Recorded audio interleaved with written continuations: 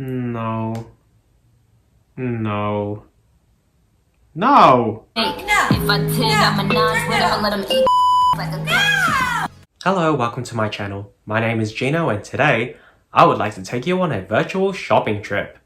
Now this video was inspired by a comment left in one of my other videos, so thank you. This comment had asked if I could do a wish list video.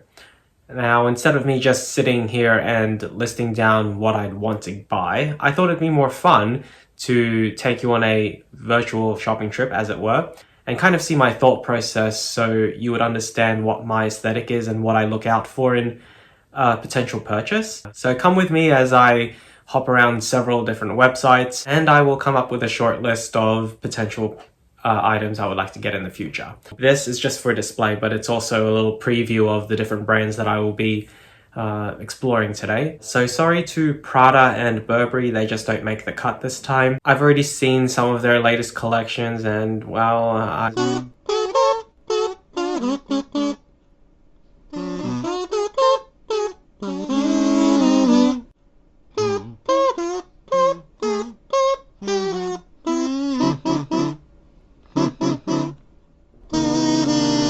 So let's begin.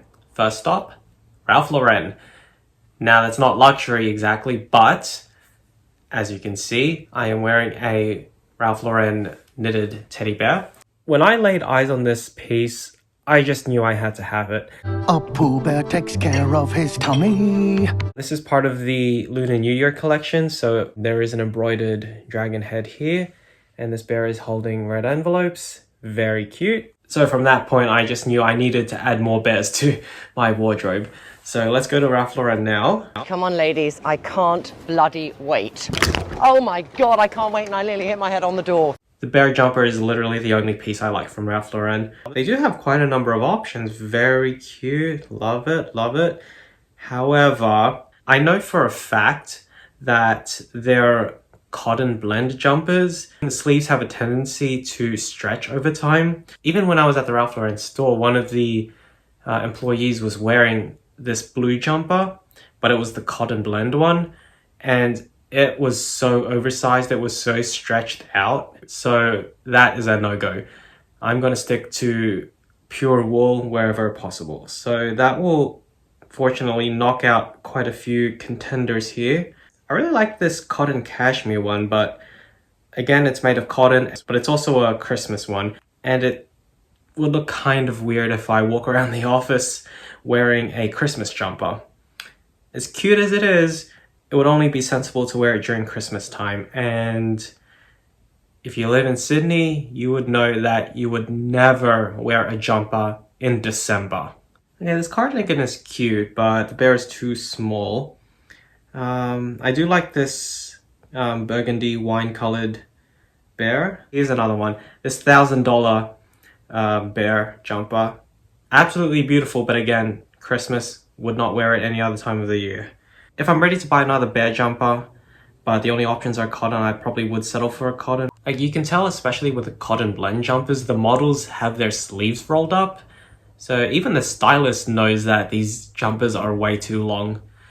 And yet they don't seem to fix that. That's cute, a dog jumper. Next stop, Faure Lepage. Oh my God. My latest purchase is that pouch over there. And I've been meaning to get back onto the bandwagon for Faure Lepage, but I've just been distracted by all these other brands. Generally speaking, I'm a lot more discerning when it comes to adding a new bag to my collection because I already have all the staples. I have every kind of bag in every size. Okay, there's some interesting pink pieces, not for me, but there's some giant scale bags as well. This lady's verse 24. It looks nice, however, I can tell that all of those compartments just limit the amount of stuff I can put in there. Saga City 18, it's a bit too small. The Daily Battle, okay. A lot of people gravitate to this Daily Battle bag because it's very similar to the Neverfull. I just cannot wear this type of bag. My shoulders are too small to hold something like that. The Dream Bag. Well, it's cute. Wouldn't be my first choice. Express 21. I love the Express 21 style, but there's no point just buying the same bag but in a different color.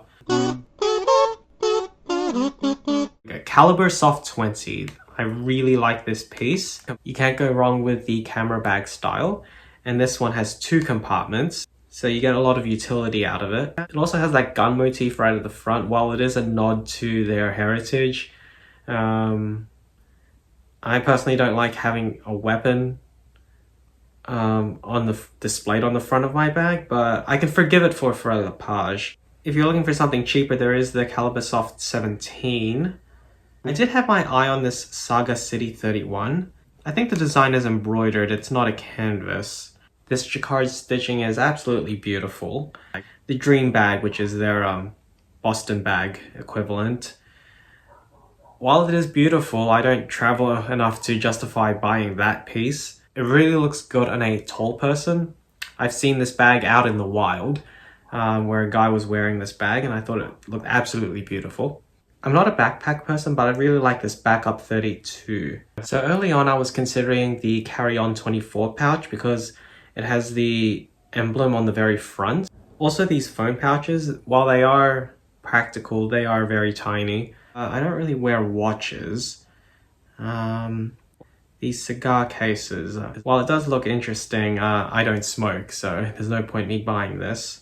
I'm curious to see if a roll of Mentos can fit inside, because if it does, then I'll just use this as a Mentos case. Okay, let's move on to Fendi. Where do I even begin with Fendi? It's such a massive website in terms of the different categories, so where do I begin? I'll just go with men's. I do like the baguette soft trunk. I think it's a very beautiful style. I guess the next step would be to buy an exotic version of this bag. But I'm just not quite there yet. This one with the Celeria stitching, I think this is very beautiful, but it's a completely black bag and I already have enough black. This one in sky blue, I think is very beautiful.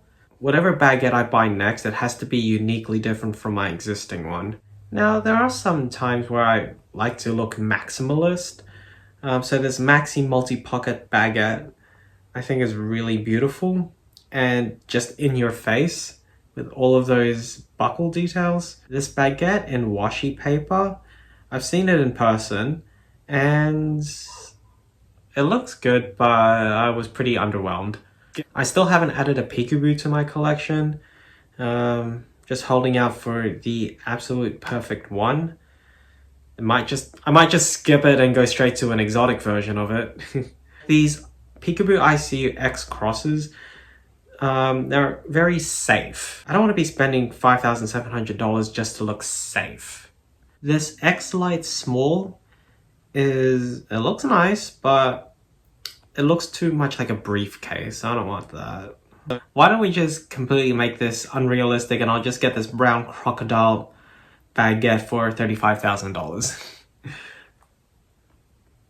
Now let's keep it in the realm of realism here.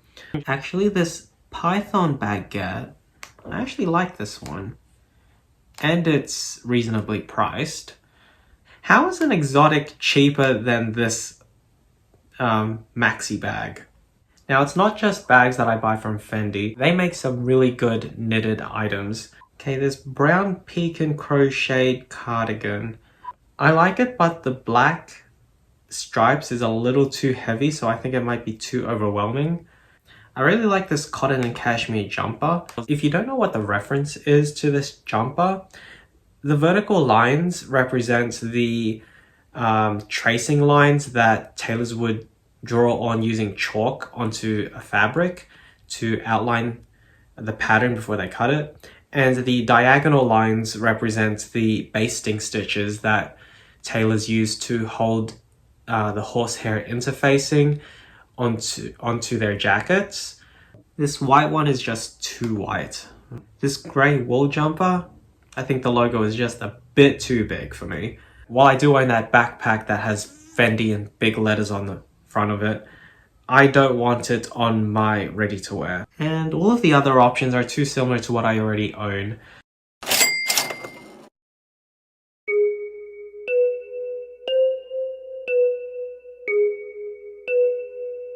Yo.